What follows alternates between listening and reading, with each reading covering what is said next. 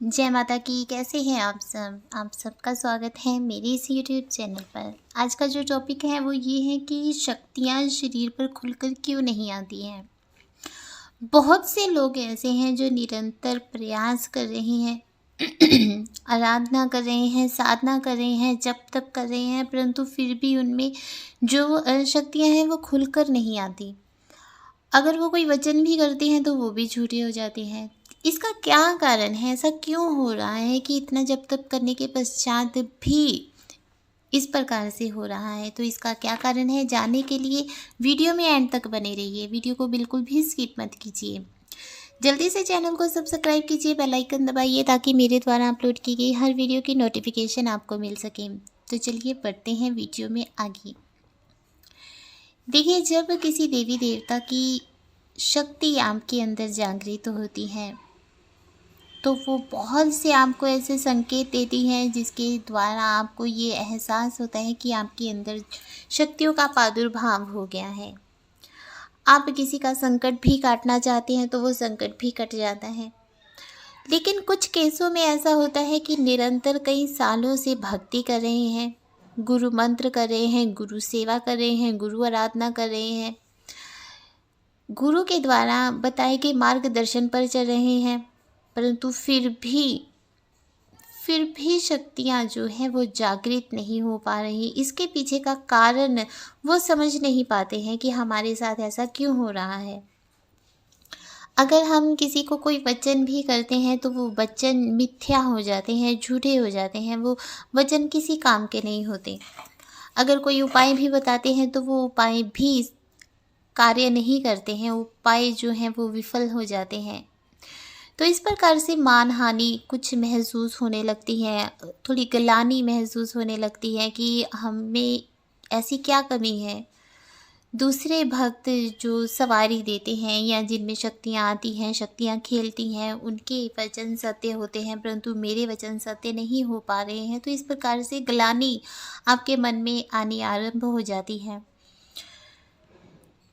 तो इसका सबसे पहला कारण तो ये है कि जब आप किसी शक्ति का आवाहन करते हैं अपने अंदर तो आप उस शक्ति को पूर्ण मान सम्मान नहीं दे पाते, या आपके घर वालों के द्वारा उस शक्ति का पूर्ण मान सम्मान नहीं किया जाता। शक्ति के लिए कुछ कटु वचन या दुर्वचन बोले जाते हैं जिस वजह से जो शक्ति है वो रुष्ट होकर इस प्रकार से मिथ्या भाषण करना आरंभ कर देती है। कई बार क्या होता है कि जो शक्तियां हैं वो जागृत हो जाती हैं लेकिन वो कार्य करना नहीं चाहती, वो कार्य करने के लिए आगे नहीं होती। उसका कारण ये होता है कि आप शक्तियाँ तो जागृत कर लेते हैं परंतु आपने कभी अपने जठेरे जो हैं उनको कभी मनाया नहीं होता। अपनी कुल देवी, अपने कुल देवता को कभी मनाया नहीं होता। आप शक्तियों की साधनाएँ कर रहे हैं परंतु आपने अपनी कुल देवी, कुल देवता के लिए कभी भोग प्रसाद नहीं निकाला। उस वजह से भी अगर आप किसी शक्ति का आवाहन करते हैं तो वो शक्तियाँ जो हैं मिथ्या भाषण करना आरंभ कर देती हैं, झूठे वचन करती हैं, या शक्तियाँ खुलकर नहीं आती, या शक्तियाँ आपके आज्ञा चक्र पर आपको आपके सवालों के जवाब नहीं दिखाती। क्योंकि जब शक्तियाँ जागृत होती हैं आपके सामने, जब कोई व्यक्ति बैठा, पीड़ित व्यक्ति बैठा होता है तो आपकी शक्तियाँ उस पीड़ित व्यक्ति को पूरे सिर से लेकर पैरों तक स्कैन कर लेती हैं और आपको एक एक बात शक्तियाँ बताती हैं कि ये व्यक्ति क्या खा कर आया है, क्या पी कर आया है, क्या कर्म ये करके आया है, इसने अपने पिछले वर्तमान जीवन में क्या क्या कार्य किए हैं, भूतकाल जीवन में उन सब के बारे में बताती है, वर्तमान में क्या कर रहा है उसके बारे में बताती है, क्या पाप किए हैं, क्या पुण्य किए हैं, क्या गलती की है, सब कुछ बताती हैं। जब शक्तियाँ आपके आज्ञा चक्र पर बैठ जाती हैं तो वो एक एक बात आपको बताती हैं, क्योंकि आज्ञा चक्र जो है वो पूर्ण रूप से खुल चुका होता है। आपका आज्ञा चक्र खुल चुका है, शक्तियाँ जागृत है, फिर भी आपको कुछ दिखाई नहीं दे रहा, अंधकार है। उसका कारण यही होता है कि आपने कभी अपनी कुल देवी, कुल देवता को नहीं मनाया होता। आप कभी अपने कुल देवी, कुल देवता के धाम नहीं गए होते, उन्हें कभी भोग प्रसाद नहीं निकाला होता, कभी उन्हें धोख नहीं किया आपने, प्रणाम नहीं किया आपने, कभी आप जब पूजन करते हैं कभी उनका ज़िक्र नहीं करते, उनको उनका नाम लेकर जयकारा नहीं लगाते हैं। ऐसी बातों से जो कुल देवी कुल देवता होते हैं वो रुष्ट हो जाते हैं, जिस वजह से आप बड़ी से बड़ी शक्ति का भी आवाहन कर लें, वो शक्ति अगर आ भी जाए तो कुल देवी कुल देवता की जब तक आज्ञा नहीं होगी कोई भी शक्ति आपके एंटर नहीं कर पाती हैं। तो जिस वजह से आपके जो भाषण होते हैं वो मिथ्या होने आरंभ हो जाते हैं।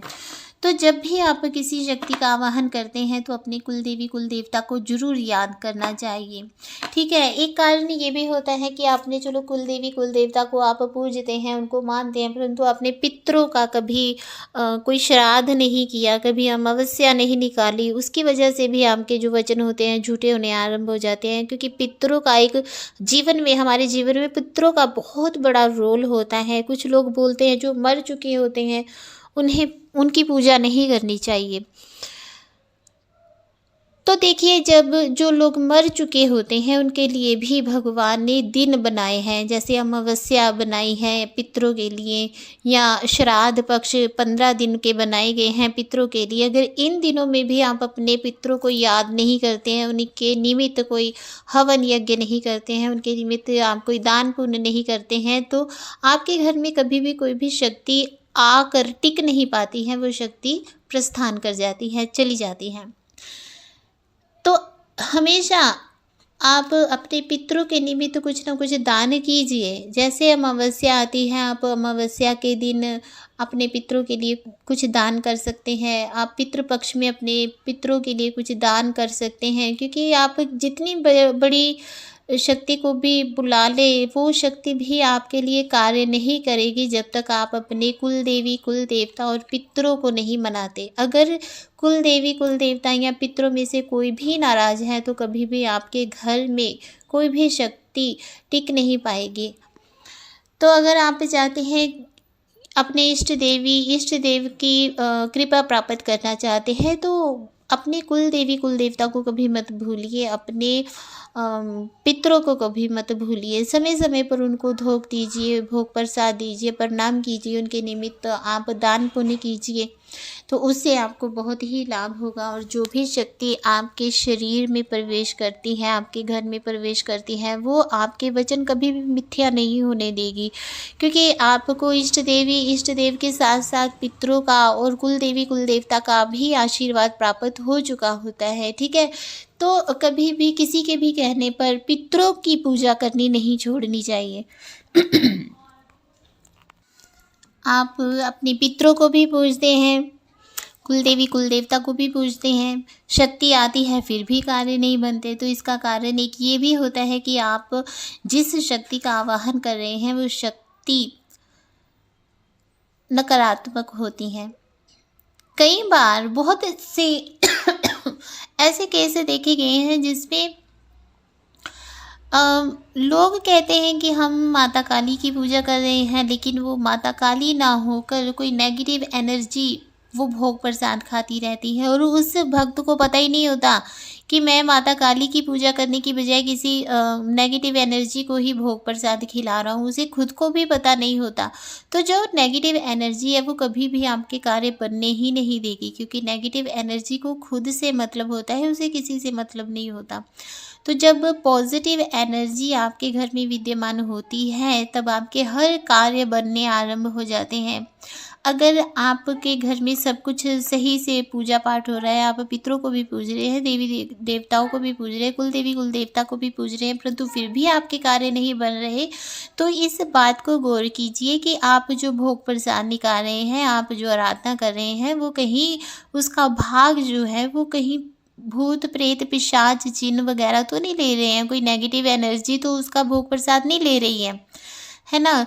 बहुत से लोग गलतियां ये करते हैं कि जब अपने आसन से उठते हैं तो अपने मंत्र उच्चारण अपनी इष्ट देवी को अर्पित नहीं करते हैं, उनको समर्पित नहीं करते हैं, तो उनके द्वारा किया गया जो पूजा पाठ होता है वो नेगेटिव एनर्जियों के द्वारा उसका भाग जो है वो खींच लिया जाता है, चुरा लिया जाता है। या इंद्र देव के द्वारा, अगर मान लो घर में कोई नेगेटिव एनर्जी नहीं है ठीक है, सब पॉजिटिव एनर्जी है, फिर भी उनके कार्य नहीं बन रहे हैं क्योंकि वो अपने मंत्र उच्चारण को अपने इष्ट देव को अर्पित नहीं कर रहे हैं या विष्णु भगवान को अर्पित नहीं कर रहे हैं। तो ऐसे में इंद्र देव जो होते हैं, उनकी तपस्या का पूरे का पूरा भाग ही चुरा लेते हैं, जिसकी वजह से उनके कार्य बन ही नहीं पाते। तो ये छोटी-छोटी बातें जो है वो ध्यान रखने के योग्य होती हैं कि अपनी पूजा के आसन से उठने से पहले आप अपने नाम लेकर, अपने पिता का नाम लेकर, दादा का नाम लेकर, गोत्र बोलकर अपनी जो पूजा पाठ की गई है, वो पूजा पाठ आप अपने इष्ट देव को या श्री हरि विष्णु जी को आप अर्पित कीजिए अपने इष्ट देव की प्रसन्नता के लिए। उससे क्या होगा कि आपके जो भी आपने पूजा पाठ किया है वो भाग केवल आप तक ही सीमित रहेगा, आपको ही उसका लाभ प्राप्त होगा।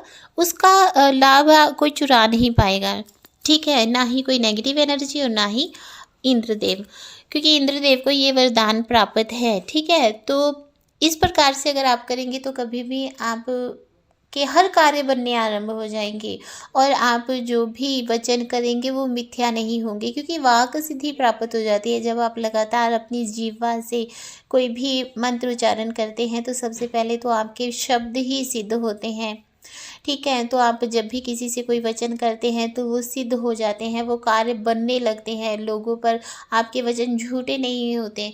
तो इन सभी चीज़ों का ध्यान रखना बहुत आवश्यक होता है। तो ये था आज का टॉपिक। आशा करती हूँ कि आपको अच्छे से समझ आया होगा। तो बने रहिए आपके अपने चैनल के साथ, ठीक है। और चैनल को सब्सक्राइब करना तो बिल्कुल भी मत भूलिए। लाइक भी कीजिए, कमेंट भी कीजिए, शेयर भी कीजिए। अगर आप किसी सवाल का जवाब चाहते हैं तो कमेंट ज़रूर कीजिए। जय माता की।